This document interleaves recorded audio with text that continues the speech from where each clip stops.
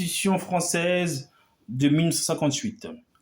Le gouvernement de la République française, conformément à la loi constitutionnelle du 3 juin 1958, a proposé, le peuple français a adopté. Le président de la République promulgue la loi constitutionnelle dont la teneur suit préambule. Le peuple français proclame solennellement son attachement aux droits de l'homme et aux principes de la souveraineté nationale tels qu'ils ont été définis par la Déclaration de 1689, confirmée et complétée par le préambule de la Constitution de 1946, ainsi qu'aux droits et devoirs définis dans la Charte de l'environnement de 2004. En vertu de ces principes et de celui de la libre détermination des peuples, la République offre aux territoires d'outre-mer qui manifestent la volonté d'y adhérer des institutions nouvelles fondées sur l'idéal commun de liberté, d'égalité et de fraternité et conçues en vue de leur évolution démocratique. Article 1er. La France est une république indivisible, laïque, démocratique et sociale. Elle assure l'égalité devant la loi de tous les citoyens sans distinction et d'origine, de race ou de religion. Elle respecte toutes les croyances, son organisation est décentralisée. La loi favorise l'égal accès des femmes et des hommes aux mandats électoraux, les fonctions électives ainsi qu'aux responsabilités professionnelles et sociales. Article 2. La langue de la République française est le français. L'emblème national est le drapeau tricolore bleu, blanc, rouge. L'hymne national est la Marseillaise. La devise de la République française est liberté, égalité, fraternité. Son principe est gouvernement du peuple par le peuple et pour le peuple. Article 3. La souveraineté nationale appartient au peuple qui l'exerce par ses représentants et par la voie du référendum. Aucune section du peuple ni aucun individu ne peut s'en attribuer l'exercice. Le suffrage peut être direct ou indirect dans les conditions prévues par la Constitution. Il est toujours universel, égal et secret. Sont électeurs dans les conditions déterminées par la loi tous les nationaux français majeurs des deux sexes jouissant de leurs droits civils et politiques. Article 4. Les partis et groupements politiques concourent à l'expression du suffrage. Ils se forment et exercent leur activité librement. Ils doivent respecter les principes de la souveraineté nationale et de la démocratie. Ils contribuent à la mise en œuvre du principe énoncé au second alinéa de l'article 1er dans les conditions déterminées par la loi. La loi garantit les expressions pluralistes des opinions et la participation équitable des partis et groupements politiques à la vie démocratique de la nation. Article 5. Le président de la République française veille au respect de la Constitution française. Il assure par son arbitrage le fonctionnement régulier des pouvoirs publics ainsi que la continuité de l'État. Il est le garant de l'indépendance nationale, de l'intégrité du territoire et du respect des traités. Article 6. Le président de la République est élu pour 5 ans au suffrage universel direct. Nul ne peut exercer plus de 2 mandats consécutifs. Les modalités d'application du présent article sont fixées par une loi organique. Article 7. Le président de la République est élu à la majorité absolue des suffrages exprimés. Si celle-ci n'est pas obtenue au premier tour de scrutin, il est procédé le 14e jour suivant à un second tour. Seuls peuvent s'y présenter les 2 candidats qui, le cas échéant après retrait de candidats plus favorisés, se trouvent avoir recueilli le plus grand nombre de suffrages au premier tour. Le scrutin est ouvert sur convocation du gouvernement. L'élection du nouveau président a lieu 20 jours au moins et 35 jours au plus avant l'expiration des pouvoirs du président en exercice. En cas de vacance à la présidence de la République pour quelque cause que ce soit ou d'empêchement constaté par le Conseil constitutionnel, saisi par le gouvernement et statuant à la majorité absolue de ses membres, les fonctions du président de la République, à l'exception de celles prévues aux articles 11 et 12 ci-dessous, sont provisoirement exercées par le président du Sénat et si celui-ci est à son tour empêché d'exercer ses fonctions par le gouvernement. En cas de vacance ou lorsque l'empêchement est déclaré définitif par le Conseil constitutionnel, le scrutin pour l'élection du nouveau président a lieu sauf cas de force majeure constaté par le Conseil constitutionnel 20 jours au moins et 35 jours au plus après l'ouverture de la vacance ou la déclaration du caractère définitif de l'empêchement. Si dans les 7 jours précédant la date limite du dépôt des présentations de candidature, une des personnes ayant moins de 30 jours avant cette date annoncée publiquement sa décision d'être candidate décède ou se trouve empêchée, le Conseil constitutionnel peut décider de reporter l'élection. Si avant le premier tour, un des candidats décède ou se trouve empêché, le Conseil constitutionnel prononce le report de l'élection. En cas de décès ou d'empêchement de l'un des deux candidats les plus favorisés au premier tour, avant les retraits éventuels, le Conseil constitutionnel déclare qu'il doit être procédé de nouveau à l'ensemble des opérations électorales. Il en est même en cas de décès ou d'empêchement de l'un des deux candidats restés en présence en vue du second tour.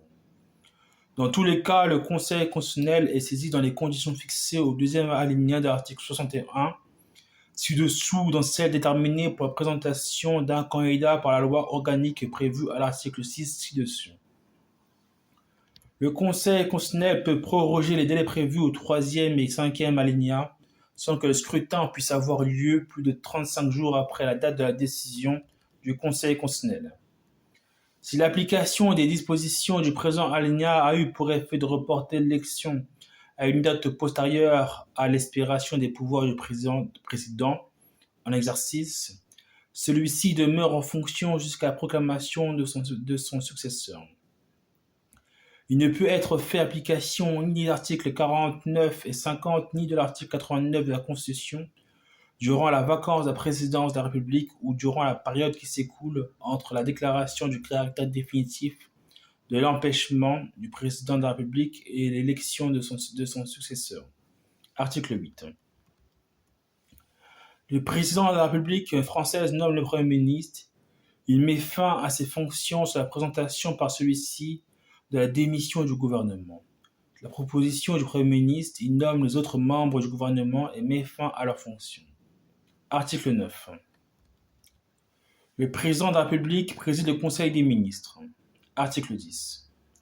Le président de la République promulgue les lois dans les 15 jours qui suivent la transmission au gouvernement de la loi définitivement adoptée. Il peut, avant l'expiration de ce délai, demander au Parlement une nouvelle délibération de la loi ou de certains de ses articles. Cette nouvelle délibération ne peut être refusée. Article 11. Le président de la République, sous proposition du gouvernement, pendant la durée des sessions ou sous proposition conjointe des deux assemblées, publié au journal officiel, peut soumettre au référendum tout projet de loi portant sur l'organisation des pouvoirs publics, sur des réformes relatives à la politique économique, sociale ou environnementale de la nation et aux services publics qui y concourent, ou tendant à autoriser la ratification d'un traité qui, sans être contraire à la Constitution, aurait des incidences sur le fonctionnement des institutions. Lorsque le référendum est organisé sous proposition du gouvernement, celui-ci fait devant chaque assemblée une déclaration qui est suivie d'un débat. Un référendum portant sur un objet mentionné au premier alinéa peut être organisé à l'initiative d'un cinquième des membres du Parlement, soutenu par 1/10 des électeurs inscrits sur les listes électorales. Cette initiative prend la forme d'une proposition de loi et ne peut avoir pour objet l'abrogation d'une disposition législative promulguée depuis moins d'un an. Les conditions de sa présentation et celles dans lesquelles le Conseil constitutionnel contrôle le respect des dispositions de l'alinéa précédent sont déterminées par une loi organique. Si la proposition de loi n'a pas été examinée par les deux assemblées dans un délai fixé par la loi organique, le président de la République la soumet au référendum. Lorsque la proposition de loi n'est pas adoptée par le peuple français, aucune nouvelle proposition de référendum portant sur le même sujet ne peut être présentée avant l'expiration d'un délai de 2 ans suivant la date du scrutin. Lorsque le référendum a conclu à l'adoption du projet ou de la proposition de loi, le président de la République promulgue la loi dans les 15 jours qui suivent la proclamation des résultats de la consultation. Article 12. Le président de la République peut, après consultation du Premier ministre et des présidents des assemblées, prononcer la dissolution de l'Assemblée nationale. Les élections générales ont lieu 20 jours au moins et 40 jours au plus après la dissolution. L'Assemblée nationale se réunit de plein droit le deuxième jeudi qui suit son élection. Si cette réunion a lieu en dehors de la période prévue pour la session ordinaire, une session ouverte de droit pour une durée de 15 jours. Il ne peut être procédé à une nouvelle dissolution dans l'année qui suit ces élections. Article 13.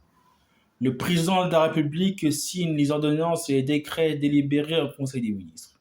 Il nomme aux emplois civils et militaires de l'État les conseillers d'État, le grand chancelier de la Légion d'honneur, les ambassadeurs et envoyés extraordinaires, les conseillers maîtres à la Cour des comptes, les préfets, les représentants de l'État dans les collectivités d'outre-mer, régis par l'article 74 et en Nouvelle-Calédonie, les officiers généraux, les recteurs des académies, les directeurs des administrations centrales sont nommés en Conseil des ministres. Une loi organique détermine les autres emplois auxquels il est pourvu en Conseil des ministres ainsi que les conditions dans lesquelles le pouvoir de nomination du président de la République peut être par lui délégué pour être exercé en son nom. Une loi organique détermine les emplois ou fonctions autres que ceux mentionnés au troisième alinéa pour lesquels, en raison de leur importance pour la garantie des droits et libertés ou la vie économique et sociale de la nation, le pouvoir de nomination du président de la République s'exerce après avis public de la commission permanente, compétente de chaque assemblée. Le président de la République ne peut procéder à une nomination lorsque l'addition des votes négatifs dans chaque commission représente au moins 3/5 des suffrages exprimés au sein des deux commissions. La loi détermine les commissions permanentes compétentes selon les emplois ou fonctions concernées. Article 14 de la Constitution française. Le président de la République accrédite les ambassadeurs et les envoyés extraordinaires auprès des puissances étrangères. Les ambassadeurs et les envoyés extraordinaires étrangers sont accrédités auprès de lui. Article 15. Le président de la République est le chef des armées. Il préside les conseils et les comités supérieurs de la défense nationale. Article 16. Lorsque les institutions de la République, l'indépendance de la nation, l'intégrité de son territoire ou l'exécution de ses engagements internationaux sont menacées d'une manière grave et immédiate et que le fonctionnement régulier des pouvoirs publics constitutionnels est interrompu, le président de la République prend les mesures exigées par ces circonstances après consultation officielle du Premier ministre, des présidents des assemblées ainsi que du Conseil constitutionnel. Il en informe la nation par un message. Ces mesures doivent être inspirées par la volonté d'assurer au pouvoir public constitutionnel, dans les moindres délais, les moyens d'accomplir leur mission. Le Conseil constitutionnel est consulté à leur sujet. Le Parlement se réunit de plein droit. L'Assemblée nationale ne peut être dissoute pendant l'exercice des pouvoirs exceptionnels. Après 30 jours d'exercice des pouvoirs exceptionnels, le Conseil constitutionnel peut être saisi par le président de l'Assemblée nationale. Le président du Sénat, 60 députés ou 60 sénateurs, aux fins d'examiner si les conditions énoncées au premier alinéa demeurent réunies. Il se prononce dans les délais les plus brefs par l'avis public. Il procède de plein droit à cet examen et se prononce dans les mêmes conditions au terme de 60 jours d'exercice des pouvoirs exceptionnels et à tout moment au-delà de cette durée. Article 17. Le président de la République a le droit de faire grâce à titre individuel. Article 18. Le président de la République communique avec les deux assemblées du Parlement par des messages qu'il fait lire et qui ne donnent lieu à aucun débat. Il peut prendre la parole devant le Parlement réuni à cet effet en congrès. Sa déclaration peut donner lieu hors sa présence à un débat qui ne fait l'objet d'aucun vote. Hors session, les assemblées parlementaires sont réunies spécialement à cet effet. Article 19. Les actes du président de la République, autres que ceux prévus aux articles 8, premier alinéa, 11, 12, 16, 18, 54, 56 et 61, sont contresignés par le Premier ministre et le cas échéant par les ministres responsables. Article 20. Le gouvernement. Le gouvernement détermine et conduit la politique de la nation. Il dispose de l'administration de la force armée. Il est responsable devant le Parlement dans les conditions et suivant les procédures prévues aux articles 49 et 50. Le Premier ministre... Non. Article 21. Le Premier ministre dirige l'action du gouvernement. Il est responsable de la défense nationale. Il assure l'exécution des lois. sous réserve des dispositions de l'article 13, il exerce le pouvoir réglementaire et nomme aux emplois civils et militaires. Il peut déléguer certains de ses pouvoirs au ministre. Il supplée le cas échéant le président de la République dans la présidence des conseils et comités prévus à l'article 15. Il peut être, à titre exceptionnel, le suppléer pour la présidence d'un conseil des ministres en vertu d'une délégation expresse et pour un ordre du jour déterminé. Article 22. Les actes du Premier ministre sont contresignés le cas échéant par les ministres chargés de l'exécution. Article 23. Les fonctions de membres du gouvernement sont incompatibles avec l'exercice de tout mandat parlementaire, de toute fonction de représentation professionnelle à caractère national et de tout emploi public ou de toute activité professionnelle. Une loi organique fixe les conditions dans lesquelles il est pourvu au remplacement des titulaires de tels mandats, fonctions ou emplois. Le remplacement des membres du Parlement a lieu conformément aux dispositions de l'article 25. Le Parlement. Article 24. Le Parlement vote la loi et contrôle l'action du gouvernement.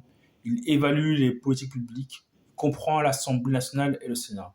Les députés à l'Assemblée nationale, dont le nombre ne peut excéder 577, sont élus au suffrage direct. Le Sénat, dont le nombre des membres ne peut excéder 348, est élu au suffrage indirect. Il assure la représentation des collectivités territoriales de la République. Les Français établis hors de France sont représentés à l'Assemblée nationale et au Sénat. Article 25. Une loi organique fixe la durée des pouvoirs de chaque assemblée, le nombre de ses membres, leur indemnité, les conditions d'éligibilité, le régime des inéligibilités et des incompatibilités. Elle fixe également les conditions dans lesquelles sont élues les personnes appelées à assurer en cas de vacance du siège, le remplacement des députés ou des sénateurs jusqu'au renouvellement général ou partiel de l'Assemblée à laquelle ils appartenaient, ou le remplacement temporaire en cas d'acceptation par eux de fonctions gouvernementales. Une commission indépendante dont la loi fixe la composition et les règles d'organisation et de fonctionnement se prononce par un avis public sur les projets de textes et propositions de loi délimitant les circonscriptions pour l'élection des députés ou modifiant la répartition des sièges de députés ou de sénateurs. Article 26 de la Constitution française.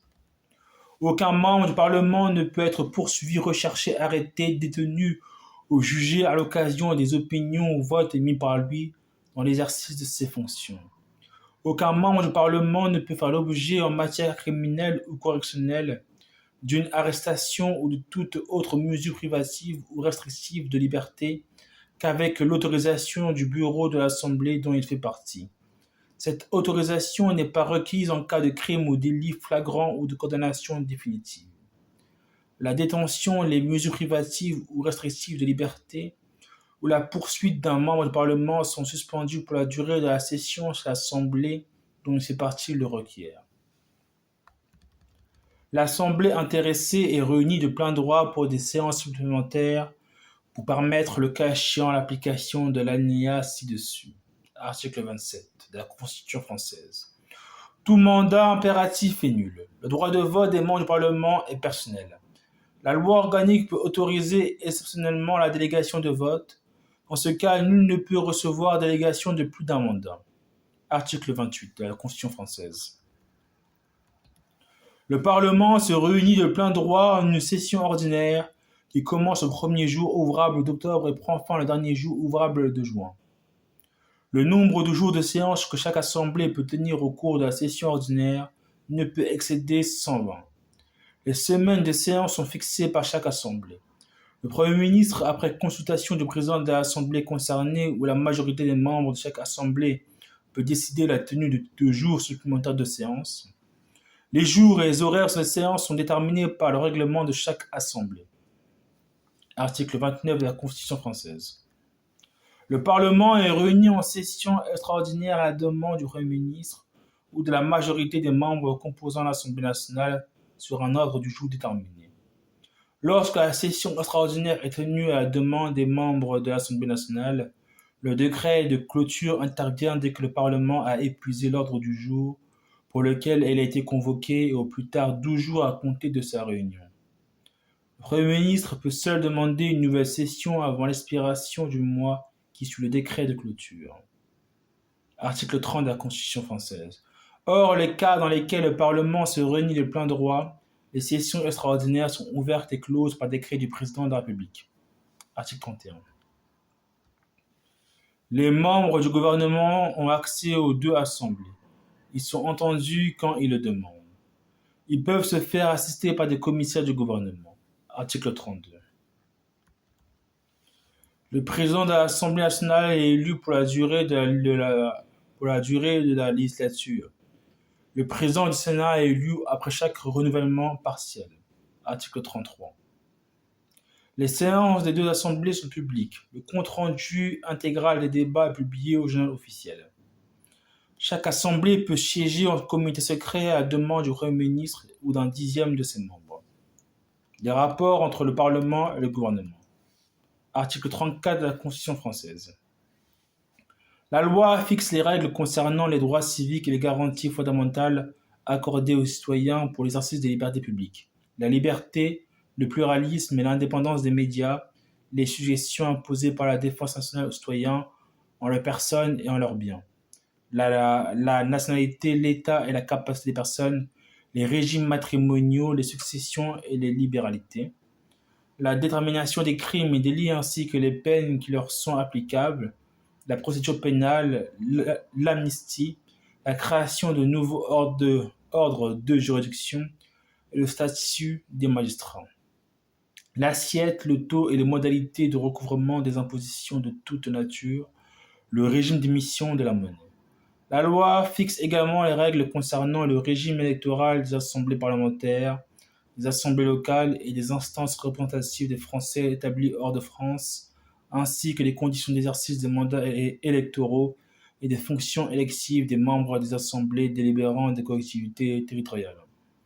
La création de catégories d'établissements publics, les garanties fondamentales accordées aux fonctionnaires civils et militaires de l'État, les nationalisations d'entreprises et les transferts de propriété d'entreprises du secteur public au secteur privé.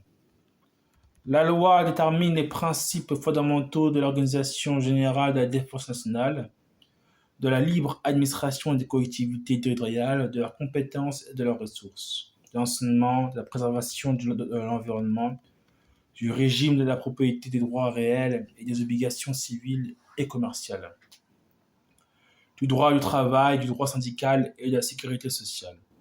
La loi détermine les conditions dans lesquelles s'exerce la liberté garantie à la femme d'avoir recours à une interruption volontaire de grossesse.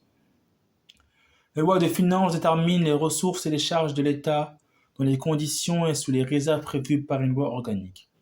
Les lois de financement de la sécurité sociale déterminent les conditions générales de son équilibre financier et compte tenu de leurs prévisions de recettes fixe ses objectifs de dépenses dans les conditions et sous les réserves prévues par une loi organique. Des lois de programmation déterminent les objectifs de l'action de l'État. Les orientations pluriannuelles des finances publiques sont définies par des lois de programmation. Elles s'inscrivent dans l'objectif d'équilibre des comptes des administrations publiques. Les dispositions du présent article pourront être précisées et complétées par une loi organique. Article 34-1. Les assemblées peuvent voter des résolutions dans les conditions fixées par la loi organique, sont irrecevables et ne peuvent être inscrites à l'ordre du jour les propositions de résolution dont le gouvernement estime que leur adoption ou leur rejet serait de nature à mettre en cause sa responsabilité ou qu'elles contiennent des injonctions à son égard. Article 35 de la Constitution française. La déclaration de guerre est autorisée par le Parlement. Le gouvernement informe le Parlement de sa décision de faire intervenir les forces armées à l'étranger au plus tard 3 jours après le début de l'intervention. Il précise les objectifs poursuivis. Cette information peut donner lieu à un débat qui n'est suivi d'aucun vote. Lorsque la durée de l'intervention excède de 4 mois, le gouvernement soumet sa prolongation à l'autorisation du Parlement. Il peut demander à l'Assemblée nationale de décider en dernier ressort. Si le Parlement n'est pas en session à l'expiration du délai de 4 mois, il se prononce à l'ouverture de la session suivante. L'état de siège est décrété en Conseil des ministres. Sa prorogation au-delà de 12 jours ne peut être autorisée que par le Parlement. L'article 37, les matières autres que celles qui sont du domaine de la loi ont un caractère réglementaire. Les textes de forme législative intervenus en ces matières peuvent être modifiés par décret pris après avis du Conseil d'État. Ceux de ces textes qui interviendraient après l'entrée en vigueur de la présente Constitution ne pourront être modifiés par décret que si le Conseil constitutionnel a déclaré qu'ils ont un caractère réglementaire en vertu de l'alinéa précédent. Article 37-1. La loi et le règlement peuvent comporter pour un objet et une durée limitée des dispositions à caractère expérimental. Article 38 de la Constitution. Le gouvernement peut, pour l'exécution de son programme, demander au Parlement l'autorisation de prendre par ordonnance pendant un délai limité des mesures qui sont normalement du domaine de la loi. Les ordonnances sont prises en Conseil des ministres après avis du Conseil d'État. Elles entrent en vigueur dès leur publication, mais deviennent caduques si le projet de la loi de ratification n'est pas déposé devant le Parlement avant la date fixée par la loi d'habilitation. Elles ne peuvent être ratifiées que de manière expresse. À l'expiration du délai mentionné au premier alinéa du présent article, les ordonnances ne peuvent être modifiées que par la loi dans les matières qui sont du domaine législatif. Article 39 de la Constitution française. L'initiative des lois appartient concurremment au Premier ministre et aux membres du Parlement. Les projets de loi sont délibérés en Conseil des ministres après avis du Conseil d'État et déposés sur le bureau de l'une des deux assemblées. Les projets de loi de finances et de loi de financement de la sécurité sociale sont soumis en premier lieu à l'Assemblée nationale. Sans préjudice du premier alinéa de l'article 44, les projets de loi ayant pour principal objet l'organisation des collectivités territoriales sont soumis au premier lieu au Sénat. La présentation des projets de loi déposés devant l'Assemblée nationale ou le Sénat répond aux conditions fixées par une loi organique. Les projets de loi ne peuvent être inscrits à l'ordre du jour si la conférence des présidents de la première assemblée saisie constate que les règles fixées par la loi organique sont méconnues, en cas de désaccord entre la conférence des présidents et le gouvernement. Le président de l'Assemblée intéressé ou Premier ministre peut saisir le Conseil constitutionnel qui statue dans un délai de 8 jours. Dans les conditions prévues par la loi, le président d'une assemblée peut soumettre pour avis au Conseil d'État, avant son examen en commission, une proposition de loi déposée par l'un des membres de cette assemblée, sauf si ce dernier s'y oppose.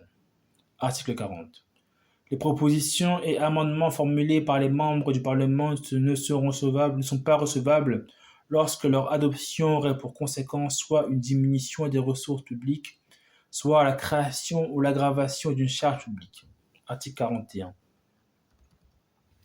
S'il apparaît au cours de la procédure législative qu'une proposition ou un amendement n'est pas du domaine de la loi ou est contraire à une délégation accordée en vertu de l'article 38, le gouvernement ou le président de l'Assemblée saisie peut opposer l'irrecevabilité. En cas de désaccord entre le gouvernement et le président de l'Assemblée intéressée, le Conseil constitutionnel, à la demande de l'un ou de l'autre, statue dans un délai de 8 jours. Article 42. La discussion des projets et des propositions de loi porte en séance sur le texte adopté par la commission saisie en application de l'article 43 ou à défaut ce texte de l'Assemblée a été saisi. Toutefois, la discussion en séance des projets de révision constitutionnelle, des projets de loi de finances et des projets de loi de financement de la sécurité sociale porte en première lecture devant la première assemblée saisie sur le texte présenté par le gouvernement et pose autre lecture sur le texte transmis par l'autre assemblée. La discussion en séance en première lecture d'un projet ou d'une proposition de loi ne peut intervenir devant la première assemblée saisie qu'à l'expiration d'un délai de 6 semaines après son dépôt. Elle ne peut intervenir devant la seconde assemblée saisie qu'à l'expiration d'un délai de 4 semaines à compter de sa transmission. L'alinéa précédent ne s'applique pas si la procédure accélérée a été engagée dans les conditions prévues à l'article 45. ne s'applique pas non plus au projet de loi de finances, au projet de loi de financement de la sécurité sociale et aux projets relatifs aux états de crise. Article 43 de la Constitution française. Les projets et propositions de loi sont envoyés pour examen à l'une des commissions permanentes dont le nombre est limité à 8 en chaque assemblée. À la demande du gouvernement ou de l'assemblée qui en est saisie, les projets ou propositions de loi sont envoyés pour examen à une commission spécialement désignée à cet effet. Article 44. Les membres du Parlement et le gouvernement ont le droit d'amendement. Ce droit s'exerce en séance ou en commission selon les conditions fixées par le règlement des assemblées dans le cadre déterminé par une loi organique. Après l'ouverture du débat, le gouvernement peut s'opposer à l'examen de tout amendement qui n'a pas été antérieurement soumis à la commission. Si le gouvernement le demande, l'Assemblée saisie se prononce par un seul vote sur tout ou partie du texte en discussion, en ne retenant que les amendements proposés ou acceptés par le gouvernement. Tout projet ou proposition de loi est examiné successivement dans les deux assemblées du Parlement en vue de l'adoption d'un texte identique. Sans préjudice de l'application des articles 40 et 41, tout amendement est recevable en première lecture dès lors qu'il présente un lien, même indirect, avec le texte déposé ou transmis.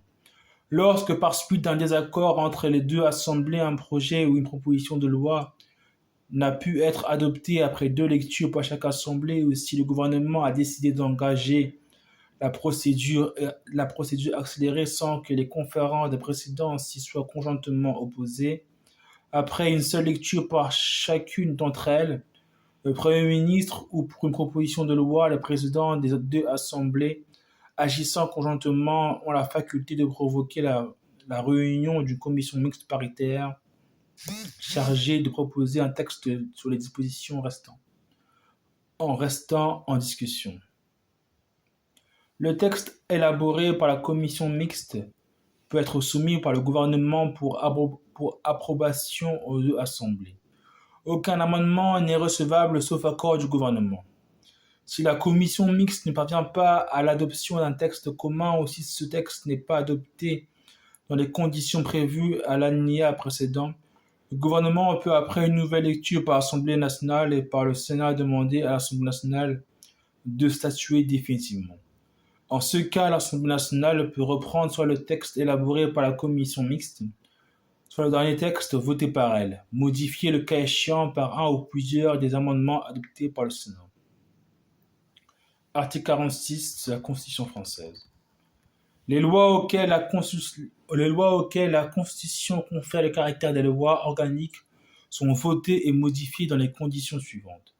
Le projet ou la proposition ne peut, en première lecture, être soumis à la délibération et au vote des assemblées qu'à l'expiration des délais fixés au troisième alinéa de l'article 42. Toutefois, si la procédure accélérée a été engagée dans les conditions prévues à l'article 45, le projet ou la proposition ne peut être soumis à la délibération de la première assemblée saisie avant l'expiration d'un délai de 15 jours après son dépôt. La procédure de l'article 45 est applicable. Toutefois, faute d'accord entre les deux assemblées, le texte ne peut être adopté par l'Assemblée nationale en dernière lecture qu'à la majorité absolue de ses membres. Les lois organiques relatives au Sénat doivent être votées dans les mêmes termes par les deux assemblées. Les lois organiques ne peuvent être promulguées qu'après la déclaration par le Conseil constitutionnel de leur conformité à la Constitution. Article 47 de la Constitution française. Le Parlement vote les projets de loi de finances dans les conditions prévues par une loi organique. Si l'Assemblée nationale ne s'est pas prononcée en première lecture dans le délai de 40 jours après le dépôt d'un projet, le gouvernement saisit le Sénat qui doit statuer dans un délai de 15 jours. Il est ensuite procédé dans les conditions prévues à l'article 45. Si le Parlement ne s'est pas prononcé dans un délai de 70 jours, les dispositions du projet peuvent être mises en vigueur par ordonnance. Si la loi de finances fixant les ressources et les charges d'un exercice n'a pas été déposée en temps utile pour être promulguée, avant le début de cet exercice, le gouvernement demande d'urgence au Parlement l'autorisation de percevoir les impôts et ouvre par décret les crédits se rapportant aux services votés. Les délais prévus au présent article sont suspendus lorsque le Parlement n'est pas en session. Article 47-1. Le Parlement vote les projets de loi de financement de la sécurité sociale dans les conditions prévues par une loi organique. Si l'Assemblée nationale ne s'est pas prononcée en première lecture dans le délai de 20 jours après le dépôt d'un projet, le gouvernement saisit le Sénat qui doit statuer dans un délai de 15 jours. Il est ensuite procédé par les conditions prévues à l'article 45. Si le Parlement ne s'est pas prononcé dans un délai de 50 jours, les dispositions du projet peuvent être mises en œuvre par ordonnance. Les délais prévus au présent article sont suspendus lorsque le Parlement n'est pas en session et pour chaque assemblée au cours des semaines où elle a décidé de ne pas tenir séance, conformément au deuxième alinéa de l'article 28. Article 47-22. La Cour des comptes assiste le Parlement dans le contrôle de l'action du gouvernement. Elle assiste le Parlement et le gouvernement dans le contrôle de l'exécution des lois de finances et de l'application des lois de financement de la sécurité sociale, ainsi que dans l'évaluation des politiques publiques. Par ses rapports publics, elle contribue à l'information des citoyens. Les comptes des administrations publiques sont réguliers et sincères. Ils donnent une image fidèle du résultat de leur gestion, de leur patrimoine et de leur situation financière. Article 48 de la Constitution française.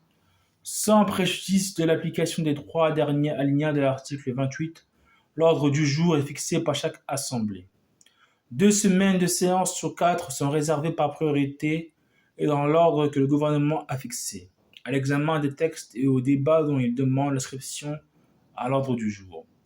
En outre, l'examen des projets de loi de finances et des projets de loi de financement de la sécurité sociale est sous réserve des dispositions de l'alinéa suivant des textes transmis par l'autre assemblée depuis 6 semaines au moins, des projets relatifs aux états de crise et des demandes d'autorisation visées à l'article 35 et à la demande du gouvernement, inscrits à l'ordre du jour par priorité.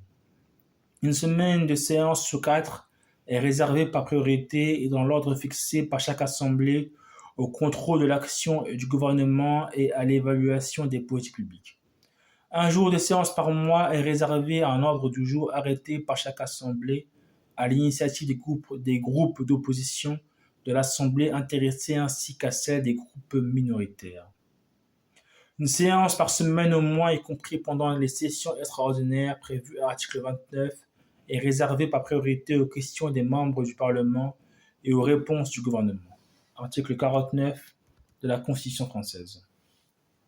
Le Premier ministre, après délibération du Conseil des ministres, engage devant l'Assemblée nationale la responsabilité du gouvernement sur son programme ou éventuellement sur une déclaration de politique générale. L'Assemblée nationale met en cause la responsabilité du gouvernement par le vote d'une motion de censure. Une telle motion n'est recevable que si elle est signée par un dixième au moins des membres de l'Assemblée nationale. Le vote ne peut avoir lieu que 48 heures après son dépôt. Seuls sont recensés les votes favorables à la motion de censure qui ne peut être adoptée qu'à la majorité des membres composant l'Assemblée. Sauf dans le cas prévu à l'alinéa ci-dessous, un député ne peut être signataire de plus de 3 motions de censure au cours d'une même session ordinaire et de plus d'une au cours d'une même session extraordinaire. Le Premier ministre peut, après délibération du Conseil des ministres, engager la responsabilité du gouvernement devant l'Assemblée nationale sur le vote d'un projet de loi de finances de financement de la sécurité sociale. Dans ce cas, ce projet est considéré comme adopté sauf si une motion de censure déposée dans les 24 heures qui suivent est votée dans les conditions prévues à l'alinéa précédent. Le Premier ministre peut en outre recourir à cette procédure pour autre projet ou une proposition de loi par session. Le Premier ministre a la faculté de demander au Sénat l'approbation d'une déclaration de politique générale. Article 50 de la Constitution française. Lorsque l'Assemblée nationale adopte une motion de censure ou lorsqu'elle désapprouve le programme ou une déclaration de politique générale du gouvernement, le Premier ministre doit remettre au président de la République la démission du gouvernement. Article 50-1. Devant l'une ou l'autre des assemblées, le gouvernement peut, de sa propre initiative ou à la demande d'un groupe parlementaire au sens de l'article 51-1, faire sur un sujet déterminé une déclaration qui donne lieu à débat et peut, s'il le décide, faire l'objet d'un vote sans engager sa responsabilité. Article 51. La clôture de la session ordinaire ou des sessions extraordinaires est de droit retardé pour permettre, le cas échéant, l'application de l'article 49. À cette même fin, des séances supplémentaires sont de droit. Article 51-1. Le règlement de chaque assemblée détermine les droits des groupes parlementaires constitués en son sein. Il reconnaît les droits spécifiques aux groupes d'opposition de l'assemblée intéressée ainsi qu'aux groupes minoritaires. Article 51-2. Pour l'exercice des missions de contrôle et d'évaluation définies au premier alinéa de l'article 24, des commissions d'enquête peuvent être créées au sein de chaque assemblée pour recueillir, dans les conditions prévues par la loi, des éléments d'information. La loi détermine leurs règles d'organisation et de fonctionnement. Leurs conditions de création sont fixées par le règlement de chaque assemblée. Traités et accords internationaux. Article 52 de la Constitution française. Le président de la République française négocie et ratifie les traités. Il est informé de toute négociation tendant à la conclusion d'un accord international non soumis à ratification. Article 53 de la Constitution française. Les traités de paix, les traités de commerce, les traités ou accords relatifs à l'organisation internationale, ceux qui engagent les finances de l'État, ceux qui modifient des dispositions de nature législative, ceux qui sont relatifs à l'état des personnes, ceux qui comportent cession, échange ou adjonction de territoire, ne peuvent être ratifiés ou approuvés qu'en vertu d'une loi. Ils ne prennent effet qu'après avoir été ratifiés ou approuvés. Nulle cession, nul échange, nulle adjonction de territoire n'est valable sans le consentement des populations intéressées. Article 53-1. La République française peut conclure avec les États européens qui sont liés par des engagements identiques aux siens en matière d'asile et de protection des droits de l'homme et des libertés fondamentales, les accords déterminant leurs compétences respectives pour l'examen des demandes d'asile qui leur sont présentées.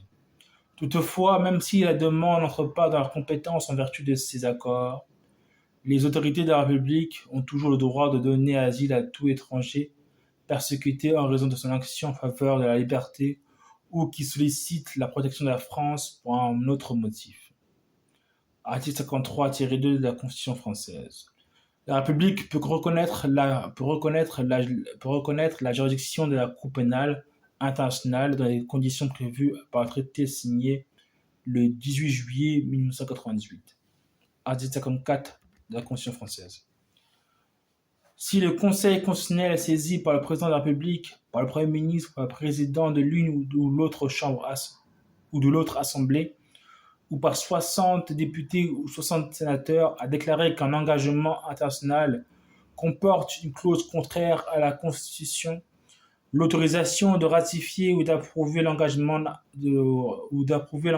international en cause ne peut intervenir qu'après révision de la Constitution. Article 55 de la Constitution. Les traités ou accords régulièrement ratifiés ou approuvés ont dès leur publication une autorité supérieure à celle des lois, sous réserve pour chaque accord ou traité de son application par l'autre partie. Le Conseil constitutionnel. Article 56 de la Constitution française. Le Conseil constitutionnel comprend 9 membres dont le mandat dure 9 ans et n'est pas renouvelable. Le Conseil constitutionnel se renouvelle par tiers tous les 3 ans. 3 des membres sont nommés par le président de la République française, 3 par le président de l'Assemblée nationale, 3 par le président du Sénat. La procédure prévue au dernier alinéa de l'article 13 est applicable à ces nominations. Les nominations effectuées par le président de chaque assemblée sont soumises au seul avis de la commission permanente compétente de l'assemblée concernée. En sus des 9 membres prévus ci-dessus, font de droit partie à vie du Conseil constitutionnel les anciens présidents de la République. Le président est nommé par le président de la République, il a voix prépondérante en cas de partage. Article 57 de la Constitution française. Les fonctions des membres du Conseil constitutionnel sont incompatibles avec celles des ministres ou de membres du Parlement. Les autres incompatibilités sont fixées par une loi organique. Article 58 de la Constitution française. Le Conseil constitutionnel veille à la régularité de l'élection du président de la République. Il examine les réclamations et proclame les résultats du scrutin. Article 59. Le Conseil constitutionnel statue en cas de contestation sur la régularité de l'élection des députés et des sénateurs. Article 60. Le Conseil constitutionnel veille à la régularité des opérations de référendum prévues aux articles 11 et 89 au titre 15. Il en proclame les résultats. Article 61. Les lois organiques avant leur promulgation, les propositions de loi mentionnées à l'article 11 avant qu'elles ne soient soumises au référendum et les règlements des assemblées parlementaires avant leur mise en application doivent être soumises au Conseil constitutionnel qui se prononce sur leur conformité à la Constitution. Aux mêmes fins, les lois peuvent être déférées au Conseil constitutionnel avant leur promulgation par le président de la République, le Premier ministre, le président de l'Assemblée nationale, le président du Sénat, aux 60 députés ou 60 sénateurs. Dans le cas prévu aux deux alinéas précédents, le Conseil constitutionnel doit statuer dans le délai d'un mois. Toutefois, à la demande du gouvernement, s'il y a urgence, ce délai est ramené à 8 jours. Dans ce même cas, la saisine du Conseil constitutionnel suspend le délai de promulgation. Article 61-1. Lorsqu'à l'occasion d'une instance en cours devant une juridiction, il est soutenu qu'une disposition législative porte atteinte aux droits et libertés que la Constitution garantit, le Conseil constitutionnel peut être saisi de cette question sur renvoi du Conseil d'État ou de la Cour de cassation qui se prononce dans un délai déterminé. Une loi organique détermine les conditions d'application du présent article. Article 62. Une disposition déclarée inconstitutionnelle sous le fondement de l'article 61 ne peut être promulguée ni mise en application. Une disposition déclarée inconstitutionnelle sur le fondement de l'article 61-1 est abrogée à compter de la publication de la décision du Conseil constitutionnel ou d'une date ultérieure fixée par cette décision. Le Conseil constitutionnel détermine les conditions et limites dans lesquelles les effets que la disposition a produits sont susceptibles d'être remis en cause. Les décisions du Conseil constitutionnel ne sont susceptibles d'aucun recours. Elles s'imposent au pouvoir public et à toutes les autorités administratives et juridictionnelles. Article 63 de la Constitution française. Une loi organique détermine les règles d'organisation et de fonctionnement du Conseil constitutionnel, la procédure qui est suivie devant lui et notamment les délais ouverts pour le saisir de contestation. De l'autorité judiciaire. Article 64 de la Constitution française. Le président de la République est garant de l'indépendance de l'autorité judiciaire. Il est assisté par le Conseil supérieur de la magistrature. Une loi organique porte statut des magistrats. Les magistrats du siège sont inamovibles. Article 65 de la Constitution française. Le Conseil supérieur de la magistrature comprend une formation compétente à l'égard des magistrats du siège et une formation compétente à l'égard des magistrats du parquet. La formation compétente à l'égard des magistrats du siège est présidée par le premier président de la Cour de cassation. Elle comprend en outre 5 magistrats du siège et un magistrat du parquet, un conseil d'État désigné par le Conseil d'État, un avocat ainsi que 6 personnalités qualifiées qui n'appartiennent ni au Parlement, ni à l'ordre judiciaire, ni à l'ordre administratif. Le président de la République, le président de l'Assemblée nationale et le président du Sénat désignent chacun 2 personnalités qualifiées. La procédure prévue au dernier alinéa de l'article 13 est applicable aux nominations des personnalités qualifiées. Les nominations effectuées par le président de chaque assemblée du Parlement sont soumises au seul avis de la commission permanente compétente de l'assemblée intéressée. La formation compétente à l'égard des magistrats du parquet est présidée par le procureur général après la Cour de cassation. Elle comprend en outre 5 magistrats du parquet et un magistrat du siège, ainsi que le Conseil d'État, l'avocat et les 6 personnalités qualifiées mentionnées au deuxième alinéa. La formation du Conseil supérieur de la magistrature compétente à l'égard des magistrats du siège fait des propositions pour les nominations des magistrats du siège à la Cour de cassation, pour celle du premier président de cour d'appel et pour celle du président de tribunal de grande instance. Les autres magistrats du siège sont nommés sur un avis conforme. La formation du Conseil supérieur de la magistrature compétente à l'égard des magistrats du parquet donne son avis sur les nominations qui concernent les magistrats du parquet. La formation du Conseil supérieur de la magistrature compétente à l'égard des magistrats du siège statue comme conseil de discipline des magistrats du siège. Elle comprend alors, outre les membres visés au deuxième alinéa, le magistrat du siège appartenant à la formation compétente à l'égard des magistrats du parquet.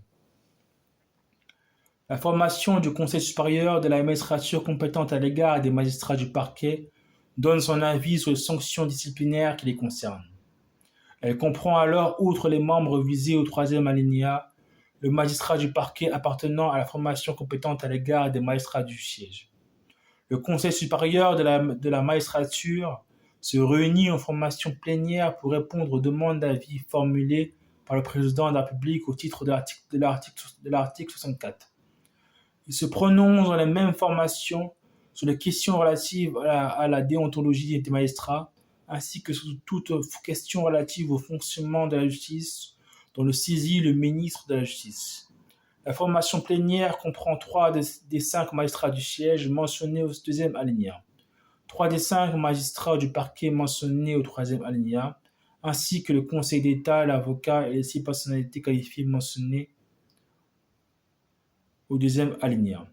Elle est présidée par le premier président de la Cour de cassation que peut suppléer le procureur général près cette Cour. Sauf en matière disciplinaire, le ministre de la Justice peut participer aux séances de formation du Conseil supérieur de la magistrature. Le Conseil supérieur de la magistrature peut être saisi par un justiciable dans les conditions fixées par une loi organique. La loi organique détermine les conditions d'application du présent article. Article 66. Nul ne peut être arbitrairement détenu. L'autorité judiciaire gardienne de la liberté individuelle assure le respect de ce principe dans les conditions prévues par la loi. Article 66-1. Nul ne peut être condamné à la peine de mort. La Haute Cour. Article 67 de la Constitution française. Le président de la République française n'est pas responsable des actes accomplis en cette qualité, sous réserve des dispositions des articles 53-2 et 68. Il ne peut, durant son mandat et devant aucune juridiction ou autorité administrative française, être requis de témoigner non plus que faire l'objet d'une action, d'un acte d'information, d'instruction ou de poursuite.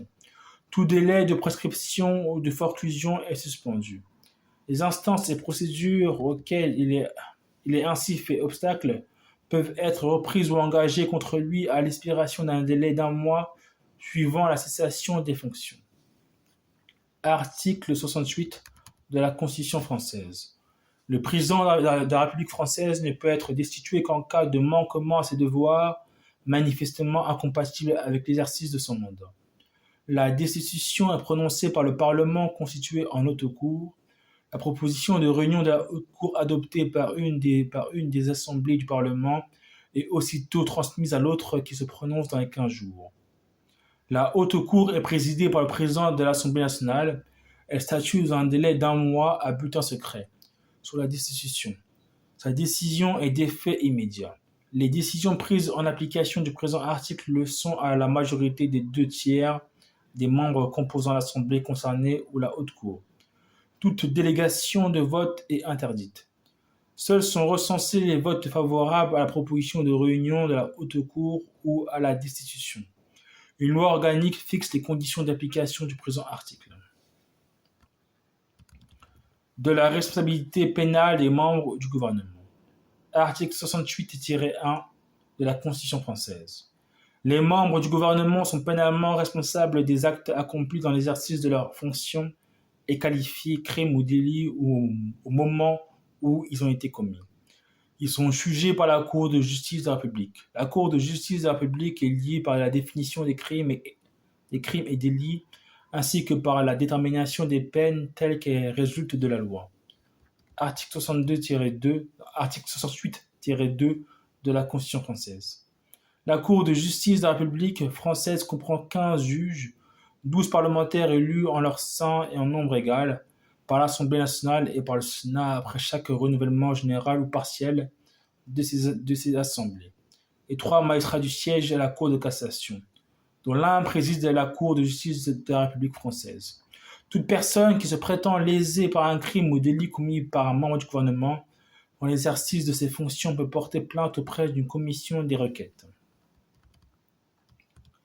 Cette commission ordonne soit le classement de la procédure, soit sa transmission au procureur général, près la Cour de cassation, fin de saisine de la Cour de justice de la République française.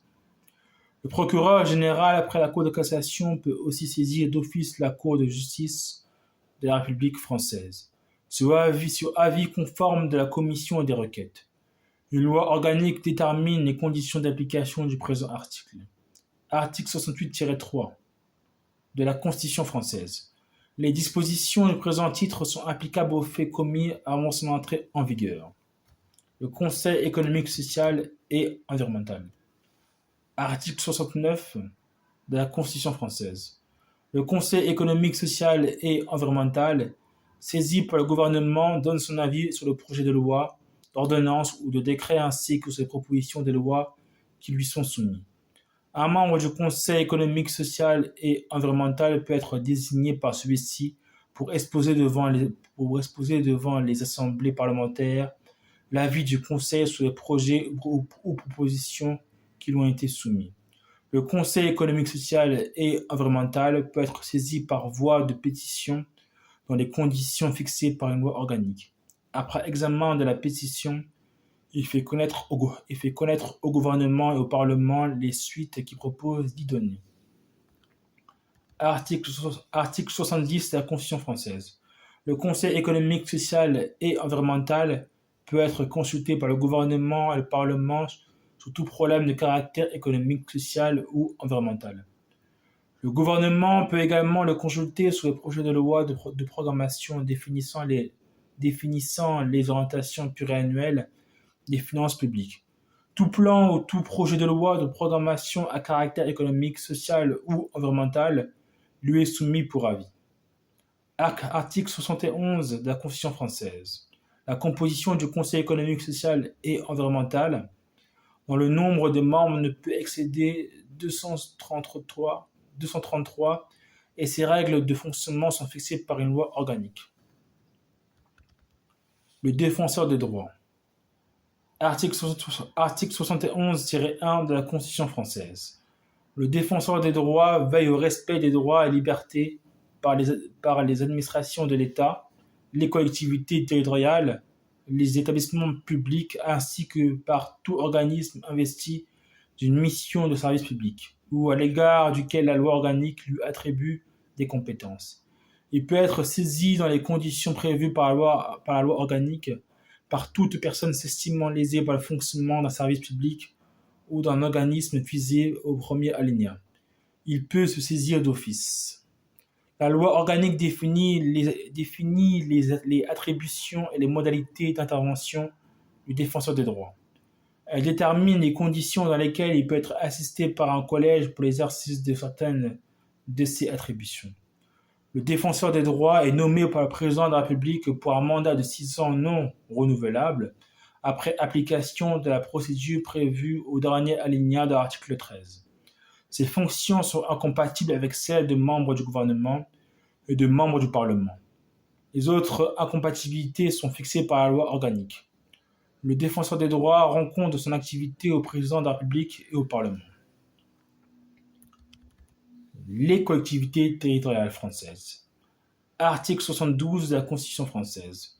Les collectivités territoriales de la République française sont les communes, les départements, les régions, les collectivités à statut particulier et les collectivités d'outre-mer régies par l'article 74. Toute autre collectivité territoriale est créée par la loi, le cas échéant en lieu et place d'une ou de plusieurs collectivités mentionnées au présent alinéa. Les collectivités territoriales ont vocation à prendre les décisions pour l'ensemble des compétences qui peuvent le mieux être mises en œuvre à leur échelon. Dans les conditions prévues par la loi, ces collectivités s'administrent librement par des conseils élus et disposent d'un pouvoir réglementaire pour l'exercice de leurs compétences. Dans les conditions prévues par la loi organique, et sauf lorsque sont en cause les conditions essentielles d'exercice d'une liberté publique ou d'un droit constitutionnellement garanti, les collectivités territoriales ou leurs groupements peuvent, lorsque, selon le cas, la loi ou le règlement l'a prévu, déroger à titre expérimental et pour un objet et une durée limitée aux dispositions législatives ou réglementaires qui régissent l'exercice de leurs compétences. Aucune collectivité territoriale ne peut exercer une tutelle sur une autre. Cependant, lorsque l'exercice d'une compétence nécessite le concours de plusieurs collectivités territoriales, la loi peut autoriser l'une d'entre elles ou un de leurs groupements à organiser les modalités de leur action commune. Dans les collectivités territoriales de la République, le représentant de l'État, représentant de chacun des membres du gouvernement, a la charge des intérêts nationaux, du contrôle administratif et du respect des lois. Article 72-1 de la Constitution française. La loi fixe les conditions dans lesquelles les électeurs de chaque collectivité territoriale peuvent, par l'exercice du droit de pétition, demander l'inscription à l'ordre du jour de l'Assemblée délibérante de cette collectivité d'une question relevant de sa compétence. Dans les conditions prévues par la loi organique, les projets de délibération ou d'actes relevant de la compétence d'une collectivité territoriale peuvent, à son initiative, être soumis par la voie du référendum à la décision des électeurs de cette collectivité. Lorsqu'il est envisagé de créer une collectivité territoriale dotée d'un statut particulier ou de modifier son organisation, il peut être décidé par la loi de consulter les électeurs inscrits dans les collectivités intéressées. La modification des limites des collectivités territoriales peut également donner lieu à la consultation des électeurs dans les conditions prévues par la loi. Article 72-2 de la Constitution française. Les collectivités territoriales bénéficient des ressources dont elles peuvent disposer librement dans les conditions fixées par la loi. Elles peuvent recevoir tout ou partie des produits des impositions de toute nature. La loi peut les autoriser à en fixer l'assiette et le taux dans les limites qu'elle détermine. Les recettes fiscales et les autres ressources propres des collectivités territoriales représentent pour chaque catégorie de collectivités une part déterminante de l'ensemble de leurs ressources. La loi organique fixe les conditions dans lesquelles cette règle est mise en œuvre. Tout transfert de compétences entre l'État et les collectivités territoriales s'accompagne de l'attribution de ressources équivalentes à celles qui étaient consacrées à leur exercice. Toute création ou extension de compétences ayant pour conséquence d'augmenter les dépenses des collectivités territoriales est accompagnée de ressources déterminées par la loi. La loi prévoit des dispositifs de péréquation destinés à favoriser l'égalité entre les collectivités territoriales. Article 72-3 de la Constitution française. La République reconnaît au sein du peuple français les populations d'outre-mer dans un idéal commun de liberté, d'égalité et de fraternité. La Guadeloupe, la Guyane, la Martinique, la Réunion, Mayotte, Saint-Barthélemy, Saint-Martin, Saint-Pierre et Miquelon, les îles Wallis et Futuna et la Polynésie française sont régies par l'article 73 pour les départements et les régions d'outre-mer, et pour les collectivités territoriales créées en application du dernier alinéa de l'article 73 et par l'article 74 pour les autres collectivités. Le statut de la Nouvelle-Calédonie est régi par le titre 13. La loi détermine le régime législatif et l'organisation particulière des terres australes et antarctiques françaises et de Clipperton. Article 72-4. Aucun changement pour tout ou partie de l'une des collectivités mentionnées au deuxième alinéa de l'article 72-3, de l'un vers l'autre des régimes prévus par les articles 73 et 74, ne peut intervenir sans que le consentement des électeurs de la collectivité ou de la partie de la collectivité intéressée ait été préalablement recueilli dans les conditions prévues à l'alinéa suivant. Ce changement de régime est décidé par une loi organique. Le président de la République, sous proposition du gouvernement pendant la durée des sessions ou sur proposition conjointe des deux assemblées publiées au journal officiel, peut décider de consulter les électeurs d'une collectivité territoriale située outre-mer ou sur une question relative à son organisation, à ses compétences ou à son régime législatif. Lorsque la consultation porte sur un changement prévu à l'alinéa précédent et est organisé sous proposition du gouvernement, celui-ci fait devant chaque assemblée une déclaration qui est suivie d'un débat. Article 73 de la Constitution française. Dans les départements et les régions d'outre-mer, les lois et règlements sont applicables de plein droit. Ils peuvent faire l'objet d'adaptations tenant aux caractéristiques et contraintes particulières de ces collectivités. Ces adaptations peuvent être décidées par ces collectivités dans les matières où s'exercent leurs compétences et si elles y ont été habilitées, selon le cas par la loi ou par le règlement. Par dérogation au premier alinéa et pour tenir compte de leur spécificité, les collectivités régies par le présent article peuvent être habilitées selon le cas par la loi ou par le règlement, à fixer elles-mêmes les règles applicables sur leur territoire, dans un nombre limité de matières pouvant relever du domaine de la loi ou du règlement. Ces règles ne peuvent porter sur la nationalité, les droits civiques, les garanties des libertés publiques, l'État et la capacité des personnes, l'organisation de la justice, le droit pénal, la procédure pénale, la politique étrangère, la défense, la sécurité et l'ordre public, la monnaie, le crédit et l'échange, ainsi que le droit électoral. Cette énumération pourra être précisée et complétée par une loi organique. La disposition prévue aux deux précédents alinéas n'est pas applicable au département et à la région de la Réunion. Les habilitations prévues au deuxième et troisième alinéa sont décidées à la demande de la collectivité concernée, dans les conditions et sous les réserves prévues par une loi organique. Elles ne peuvent intervenir lorsque sont en cause les conditions essentielles d'exercice d'une liberté publique ou d'un droit constitutionnellement garanti. La création par la loi d'une collectivité se substituant à un département et une région d'outre-mer ou l'institution d'une assemblée délibérante unique pour ces deux collectivités ne peuvent intervenir sans qu'aient été recueillis selon les formes prévues au second alinéa de l'article 72-4, le consentement des électeurs inscrits dans le ressort de ces collectivités. Article 74. Les collectivités d'outre-mer régies par le présent article ont un statut qui tient compte des intérêts propres de chacune d'elles au sein de la République. Ce statut est défini par une loi organique adoptée après avis de l'Assemblée délibérante qui fixe les conditions dans lesquelles les lois et règlements y sont applicables, les compétences de cette collectivité sous réserve de celles déjà exercées par elle. Le transfert de compétences de l'État ne peut porter sur les matières énumérées au quatrième alinéa de l'article 73, précisé et complété le cas échéant par la loi organique. Les règles d'organisation et de fonctionnement des institutions de la collectivité et le régime électoral de son assemblée délibérante. Les conditions dans lesquelles ces institutions sont consultées sur les projets et propositions de loi et les projets d'ordonnance ou de décret comportant des dispositions particulières à la collectivité, ainsi que sur la ratification ou l'approbation d'engagements internationaux, conclus dans les matières relevant de sa compétence.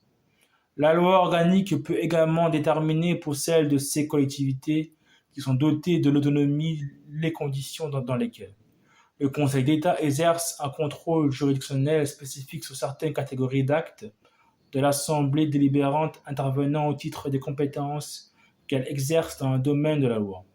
L'Assemblée délibérante peut modifier une loi promulguée postérieurement à l'entrée en vigueur du statut de la collectivité lorsque le Conseil constitutionnel, saisi notamment par les autorités de la collectivité, a constaté que la loi était intervenue dans le domaine de compétence de cette collectivité.